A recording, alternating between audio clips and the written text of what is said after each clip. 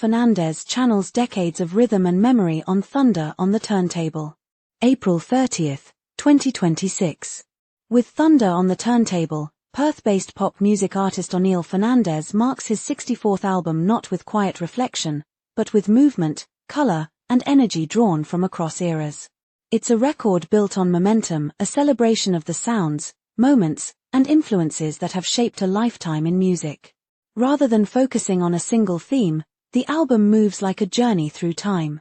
From retro rock and roll beginnings to sunlit melodies and late-night intensity, Thunder on the Turntable feels like flipping through decades with the needle always in motion. There's a sense that this isn't just nostalgia, it's memory brought back to life through rhythm. Introduction. Born in Bombay and based in Perth since 1972, O'Neill Fernandez has spent decades carving out a space as one of Australia's most dedicated independent artists.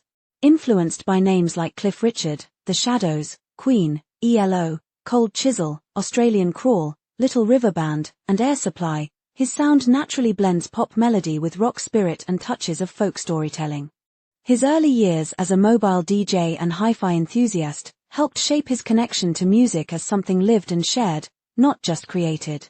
Encouraged by his wife Linda, he began recording his own work, a decision that led to an incredibly consistent and prolific output over the years.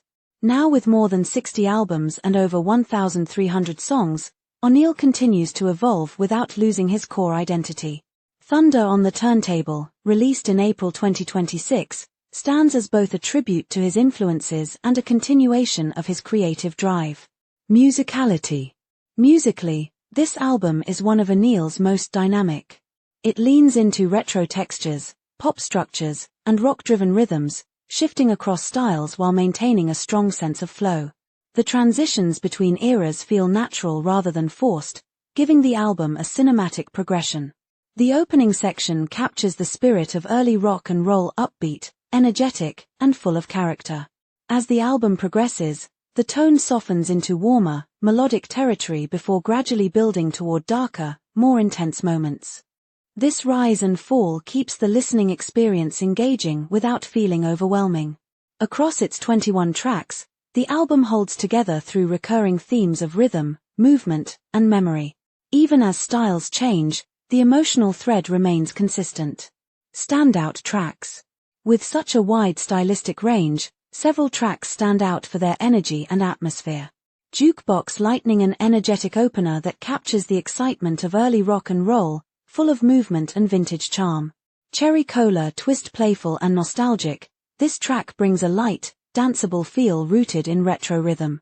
Summer of the Stereo, sunbright and easygoing, it reflects the warmth of long days, music, and carefree moments. Surfside Rhythm Caravan, a breezy, coastal-inspired track that carries a relaxed and flowing energy. Reggae on the Radio Wave, a smooth shift in tone, blending rhythm and melody into something calm yet engaging.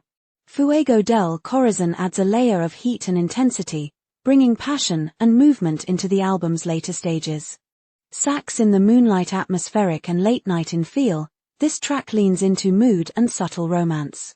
Fire in the Alleyway, gritty and energetic, introducing a darker edge that contrasts with the album's earlier lightness.